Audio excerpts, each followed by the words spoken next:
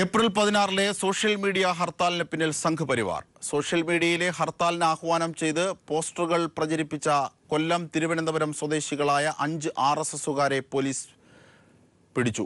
പോസ്റ്റിന് പിന്നിലെ ഗൂഢാലോചനയെക്കുറിച്ചും പോലീസ് അന്വേഷണം തുടങ്ങി.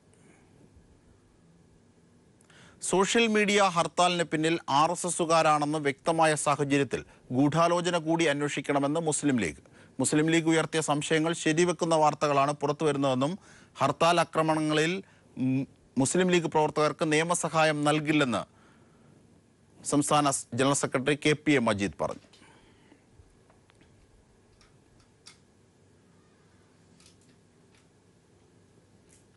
മനുഷ്യൻ ചിന്തിക്കുന്നവനായതുകൊണ്ടാണ് ബഹുസ്വരത രൂപപ്പെട്ടതെന്ന് KN. കോഴിക്കോട് നന്മണ്ട ഫെസ്റ്റിനോടനുബന്ധിച്ച് നടന്ന സാംസ്കാരിക സമ്മേളനത്തിൽ സംസാരിക്കുകയായിരുന്നു KN. ബഹുസ്വരതയുടെ ആഘോഷമാണ്.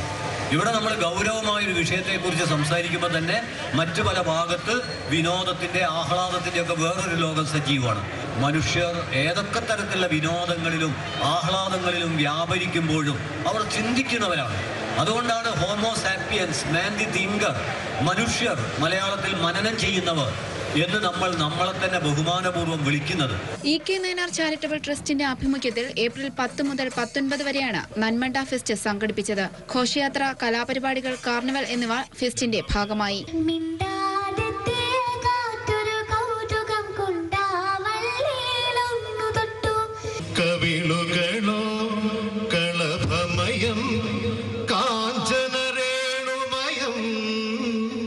Manoj K. Jain, Lakshmi Sharma, KP Ramanunni, Muhammad Riyas, Jayaraj Warrier, advocate Priji, Susmith Nanmanda എന്നിവർ വിവിധ ദിവസങ്ങളിൽ പങ്കെടുത്തു. സംസ്ഥാന അവാർഡ് ജേതാക്കളായ നക്ഷത്ര, ശ്രേയ എന്നിവരെ ഫെസ്റ്റിൽ ആദരിച്ചു.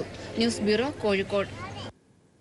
വാർത്തകളിലേക്ക്. കത്തുവ കൂട്ടബലാത്സംഗ കേസിൽ പ്രതികൾക്കെതിരെ കൂടുതൽ ശാസ്ത്രീയ തെളിവുകൾ ലഭിച്ചു. പെൺകുട്ടി അതിക്രമണത്തിന് ഇരയായ ക്ഷേത്രത്തിൽ നിന്ന് കണ്ടെത്തിയ തലമുടി, രക്തസാമ്പിളുകൾ എന്നിവ DNA പരിശോധനയിൽ പ്രതികളുടേതാണെന്ന് വ്യക്തമായി. ഫോറൻസിക് റിപ്പോർട്ടും ഇതുതന്നെ പറയുന്നു. 12 വയസ്സിൽ താഴെയുള്ള കുട്ടികളെ മാനഭംഗപ്പെടുത്തുന്നവർക്ക് വധശിക്ഷ ഉറപ്പാക്കുന്ന ഓർഡിനൻസ് കേന്ദ്ര സർക്കാർ ഇന്ന് പുറത്തിറക്കിയേക്കും. ഓർഡിനൻസ് ഉൾപ്പെടെയുള്ള കാര്യങ്ങൾ ചർച്ച ചെയ്യാനുള്ള കേന്ദ്ര മന്ത്രിസഭായോഗം ഇന്ന് ചേരും. പ്രതിഷേധങ്ങൾ സജീവമായ സാഹചര്യത്തിലാണ് മോദി സർക്കാർ ഇത്തരത്തിലൊരു ഓർഡിനൻസ് ഇറക്കാൻ നിർബന്ധിതമായത്. രാജ്യത്ത് പിഞ്ചു കുഞ്ഞുങ്ങൾക്ക് നേരെയുള്ള പീഡനങ്ങൾ തുടർക്കഥകളാവുകയാണ്. മധ്യപ്രദേശിലെ ഇൻഡോറിൽ മാതാപിതാക്കൾക്കൊപ്പം ഉറങ്ങുകയായിരുന്ന 4 മാസം പ്രായമുള്ള പിഞ്ചു കുഞ്ഞിനെ തട്ടിക്കൊണ്ടുപോയി പീഡിപ്പിച്ച ശേഷം കൊലപ്പെടുത്തി.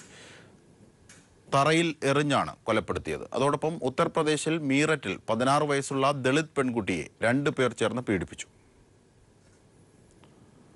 ജമ്മു കാശ്മീരിൽ സ്കൂട്ടറിൽ സഞ്ചരിക്കുകയായിരുന്ന യുവതിയെ ബൈക്കിൽ പിന്തുടർന്ന് അപമാനിക്കാൻ ശ്രമിച്ച കേസിൽ 3 യുവാക്കളെ പോലീസ് അറസ്റ്റ് ചെയ്തു. കാശ്മീരിലെ ഡോഡയിലെ ബധർവായിലായിരുന്നു സംഭവം.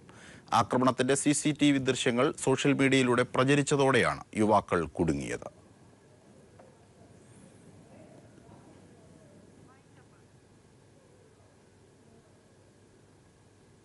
തുടർന്നുള്ള വാർത്തകൾക്ക് People TV കാണുക. നമസ്കാരം.